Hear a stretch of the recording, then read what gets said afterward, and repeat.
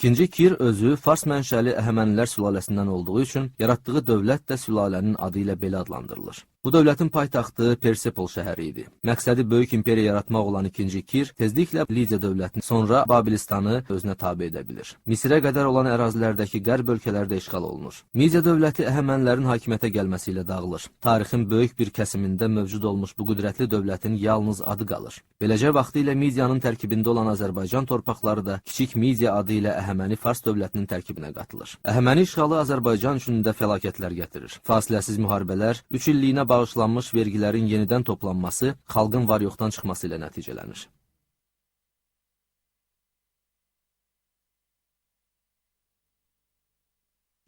Azərbaycanın cənub torpaqlarını, yaxın və orta şərqin çox hissəsini zəbt edən ikinci Kirin bir arzusu var idi. Hansı yolla olur olsun Azərbaycanın şimalını da öz dövlətinə qatmaq, İgid Massagetləri özünə tabe etmək. Azərbaycanın şimalında hökmranlıq edən Massaget hökmdarının dul qadını Tomris onun bu arzusu yolunda ciddi mane olaraq qalırdı. Əri vəfat edəndən sonra Massagetlərin hökmdarı olan qəhrəman Məlakə vətənini sevən, onun yolunda ölməyə hazır olan, azadlığı hər şeydən üstün tutan bir qadın, şərəfli bir ana idi. Bu barədə tarixin atası Herodot məlumat verir. Qədim tarixçi yazır ki, açıq döyüşdə qalib gələ bilməyəcəyini anlayan ikinci Kir hiləyə əl atır. Elçilər göndərib Tomrislə evlənmək istədiyini bildirir. Onun bu hiləsinin arxasında evlənmək deyil, Massaget hakimiyyətini ələ keçirmək olduğunu anlayan Tomris onu rədd edir. Massagetlərin Kuruş adlandırdığı ikinci Kir isə hiləsinin baş tutmadığını görüncə hücuma keçmək qərarına gəlir. Bu məqsədlə ordunun Araz çayından keçməsi üçün körpülər salmağı, körpü əmələ gətirən sallar üzərində qüllələr ucaltmağı əmr edir. Kuruş ciddi cəhdlə bu işə girişdiyi vaxt Tomris ona belə bir sifariş göndərir. Midiyalıların, Farsların şahı,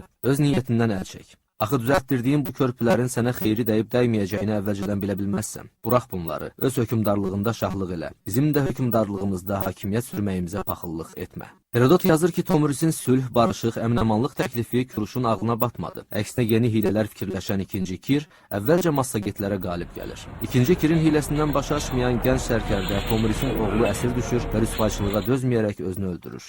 Qəlbinə bala dağı çəkilən hökmdar ana sarsılmır. Əgər sarsılarsa vətənin tapdaq altında qalacağını, yağı düşmənin sevinəcəyini bildiyindən bu itkiyə mətanətlə dözür, qoşununu həlledici döyüşə hazırlayır. Eramızdan əvvəl 530-cu ildə baş verən döyüş, ikinci Kir üçün sonuncu döyüş, Tomris üçün isə əsl cəngavərlik meydanı olur. Tomrisin əmri ilə ikinci Kirin başı kəsilir, qanla doldurulmuş tuluğa salınır. İkinci Kirə tökdüyü qanlar qədər qan udduracağına and içmiş hökmdar ana deyir: "Qan içən Kir, sən qan istəyirdin. Buyur, nə qədər istəyirsən, iç." Böyük Kir ləqəbi qazanmış ikinci Kirin üzərində qələbə Azərbaycanın dövlətçilik tarixində ən şanlı səhifələrdən biridir. Tomrisin qeyrəti və yenilməzliyi isə Azərbaycanın şərəf simvoludur. Bütün Yunanistanı və Balkanları özünə tabe edən, güclü orduya malik Makedoniyalı İskəndərin şərqə yürüşü eramızdan əvvəl 334-cü ildə başladı. Onun sürətlə hərəkət edən qoşunları Dardanel boğazını keçərək Kiçik Asiyaya daxil oldular. Bu vaxt İskəndərin şərqə yürüşünə mane ola biləcək bircə dövlət qalırdı. Bu da Əhəmənilər imperiyası idi. Əhəməni padşahı 3-cü Dara bu yürüşü dayandırmaq məqsədi ilə öz ordusunu Qranik çayı sahilinə toplayır. Eramızdan əvvəl 334-cü ildə Qranik çayı sahilində amansız döyüş olur. Qədim Yunan müəllifi Arrian yazır: "Döyüş başlamamışdan əvvəl hiss olunurdu ki, İskəndərin ordusu 3-cü Daranın ordusundan qat-qat üstündür." Qədim müəllifin yazdığına görə ağır silahlarla silahlanmış Yunan Makedoniya ordusu Qranik çayını keçərək döyüşə atılır. Düşmənə mərkəzdən hücum edən İskəndərin cəld və qəti qərar qəbul etməsi, sağ və sol falanqaların hər iki cinahdan təzyiqi Fars ordusunu geri çəkilməyə vadar edir. Farslar o qədər sürətlə geri çəkilirlər ki, hətta onların arxasında yerləşdirilmiş muzlu Yunan qoşunu belə döyüşə girə bilməyib, Farsların tapdağı altında qalır. Az itki ilə böyük qələbə qazanan İskəndərin şöhrəti artır. Dünya yeni bir fatehi qarşılamaq ərəfəsində idi. Aralıq dənizindən Hind okeanına qədər nəhəng bir ərazini fəth edəcək bu fatehin düşünülmüş qərarlar qəbul etmək qabiliyyəti, şəxsi igidliyi, inadkar döyüşçü və mahir sərkərdə olması onun çox uzaqlara gedəcəyindən xəbər verir.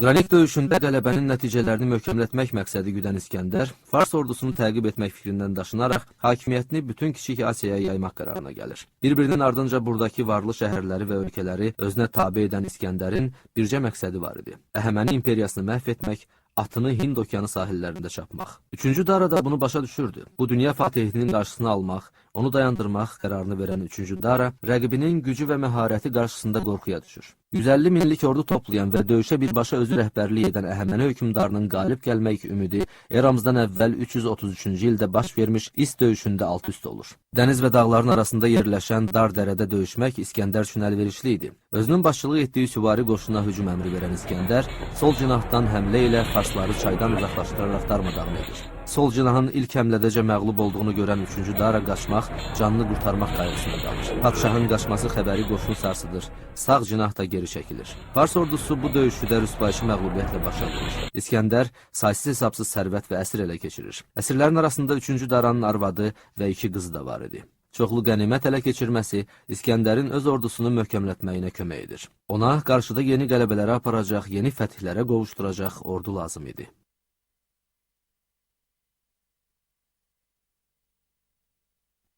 Bu döyüş 3-cü Dara üçün fəlakət, İskəndər üçün şan-şöhrət gətirir. Son gücünü, ordunun qalıqlarını toplayıb döyüşə hazırlaşan 3-cü Dara bu dəfə İskəndərin yürüşünün qarşısını ala biləcəyini düşünür. Lakin o yanılır. 3-cü Daranın yanıldığını eramızdan əvvəl 331-ci ildə Cənubi Mesopotamiyadakı Qavqamela adlı yerdə baş verən döyüş sübut edir. Bu döyüş 3-cü Daranın son döyüşü olur. Ağır məğlubiyyətə uğrayaraq imperiyanın şərq hissəsinə qaçan padşah öz canını qurtarmağı qənimət bilir. Təntənəli şəkildə Persepola daxil olan İskəndər şəhəri darmadağın edərək Əhəməni şahlarının saraylarını yandırır. Eramızdan əvvəl 330-cu ildə Baktriya canişini Bessin 3-cü Daranı qətlə yetirməsi ilə Əhəməni imperiyası dağılaraq tarixə qovuşur. Azərbaycan torpaqları da Əhəmənilər imperiyasının digər əraziləri ilə birlikdə Makedoniya imperiyasının tərkibinə qatılır.